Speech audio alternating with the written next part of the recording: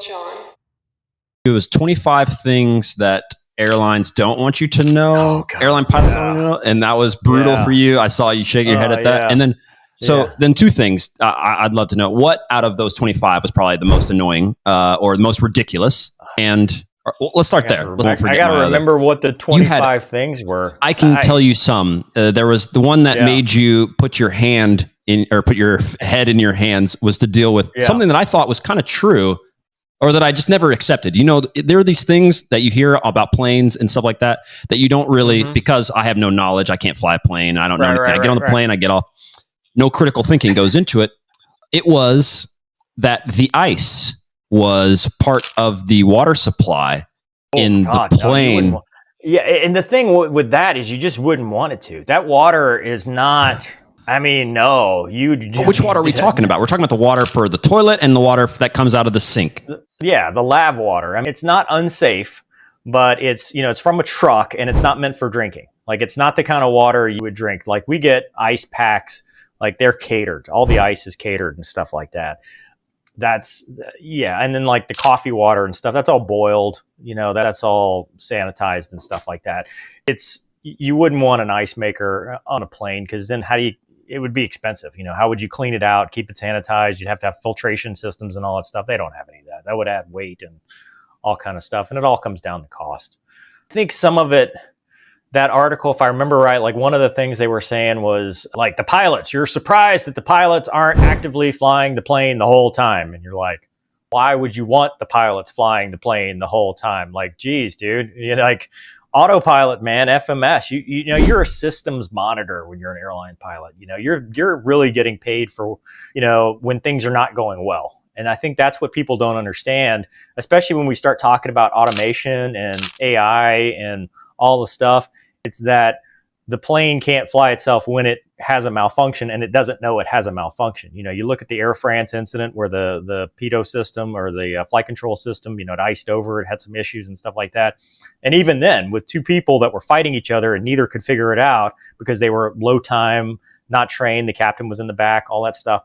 That's where we get paid the big bucks, as they say. And that's where it becomes, hey, you want that guy that's got 10,000 hours, that's flown military, or he's flown commercial his entire career and stuff like that, because that's where the thinking comes. That's where I've got to override this, I've got to fix this, because we've never seen it. You've heard what is it, Sioux City, the accident with the DC-10 where the hydraulics failed and stuff, and they had to basically fly the aircraft. They had to get an engineer from the back, and they're like, okay, how are we going to land this thing? And they ended up crash landing, but they landed enough of it to save a whole bunch of people. And it was because they were thinking outside of the box. It wasn't just, okay, we're screwed, because the checklist didn't have an answer. It's like, we've never seen this before. And I think that's what you need, is that human ingenuity of, we're going to figure this out, because a program, AI is just going to go, okay, yeah, sorry, that's it. Yeah. Yeah. Does not compute, zeros and ones. It's, we're out. Good luck. Totally. Well, one of the things that was also on the list was that planes get struck by lightning all the time. It's true. Yeah. That seems crazy to me. That happens. I've been struck twice in fighters. One of them, actually, I talked about on the channel because... So one of them was an F-16, no big deal. Electrical system just kind of did a little fritzy thing. And then there was you can see a little spot where it blew out the... Do you feel something, though? It's like, is the plane shake? Well, no. No. Okay. In the F-18, there's no lightning protection for the pilot. So what happened with ours is we were in a two ship, so it was a section, two aircraft.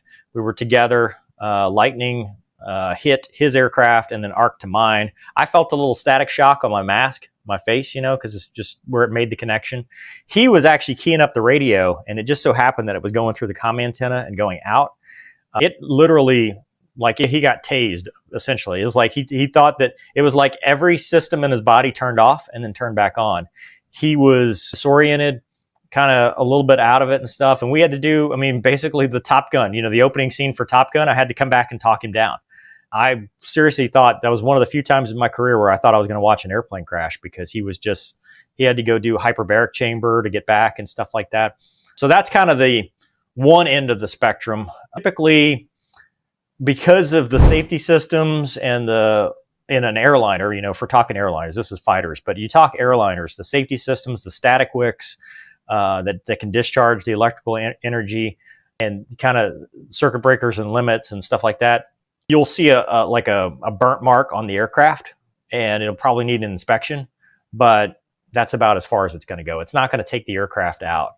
We don't, you know, and that was one of the things people didn't understand about that video, is because I said, it's no big deal, but we also don't go fly into it if we don't have to, because thunderstorms have a whole lot of other problems to them, like hail. You know, you've got turbulence. It'll be really bumpy weather. And that by itself, you know, we have to slow down because you can overspeed the aircraft, because, you know, the airspeed will ramp back up and then all of a sudden it'll ramp back down.